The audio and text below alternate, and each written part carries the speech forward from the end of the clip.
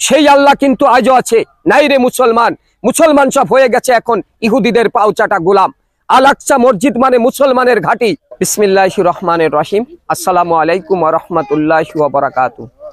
প্রিয় দেশবাসী, প্রিয় মুসলিম বিশ্ববাসী ভাই বোন বন্ধুরা, প্রতিবাদের ঝড় উঠেছে। এতদিন ছিল নিস্তব্ধ নিধর, শুধু কানে শুনেছে, জবানে কিছু বলেনি, জবান বন্ধ ছিল।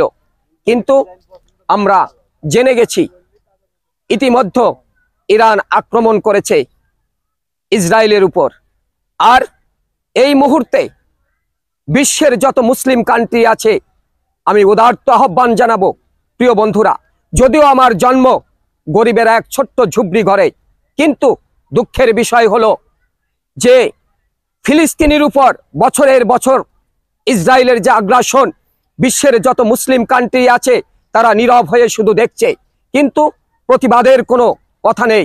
আজ ইরান অলরেডি তারা ইসরায়েলের উপর আগ্রাসন শুরু করেছে, তাদের ক্ষেপণাস্ত্র সেখানে চালানো শুরু করেছে। এই মুহূর্তে আমাদের করণীয় কি? আমি বলবো, পৃথিবীর যত মুসলিম কান্ট্রি আছে, অন্তত আপনারা একটু এগিয়ে আসেন ইরানের সঙ্গে, আপনারাও একটু এগিয়ে এসে তাদের উপর সহযোগিতার হাত বাড়িয়ে দিন।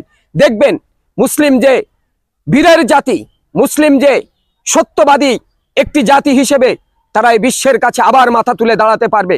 তাই আমি অনুরোধ করব, প্রিয় বিশ্ববাসী মুসলিম ভাই বোন বন্ধুরা, আপনারা যে যেখানে আছেন আসুন, ইরানের সঙ্গে আমরা একত্রতা ঘোষণা করে ওই ইহুদি সম্প্রদায় উপর আক্রমণ করি, যেভাবে ইরান তাদের আক্রমণ শুরু করেছে।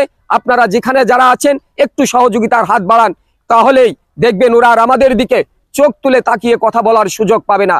তাই আসুন বন্ধুরা, আর দেরি না করে এই তো উপযুক্ত সময়, এখন এই দাঁত ভাঙ্গা জবাব দেওয়ার জন্য প্রস্তুতি হয়ে নিন। তা না হলে হাসরের ময়দানে আপনাকে জবাবদিহি করতে হবে। মনে রাখবেন আরেকটি কথা, সেই আল্লাহ কিন্তু আজও আছে।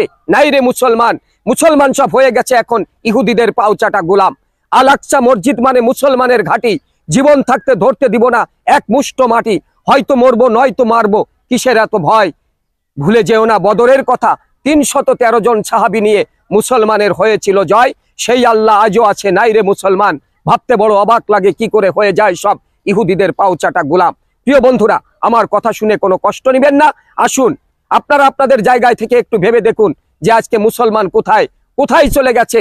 আজ মুসলমান নির্যাতিত নিপীড়িত একমাত্র মুসলমানের জন্য, কারণ সমগ্র জাতির ভিতর একতা আছে, ঐক্য আছে, একমাত্র মুসলমানের ভিতর ঐক্য নাই। তাই আমি অনুরোধ করব, সমস্ত বিশ্বের মুসলমানরা একত্রিত হন, ইসরায়েলের উপর আগ্রাসন শুরু করুন।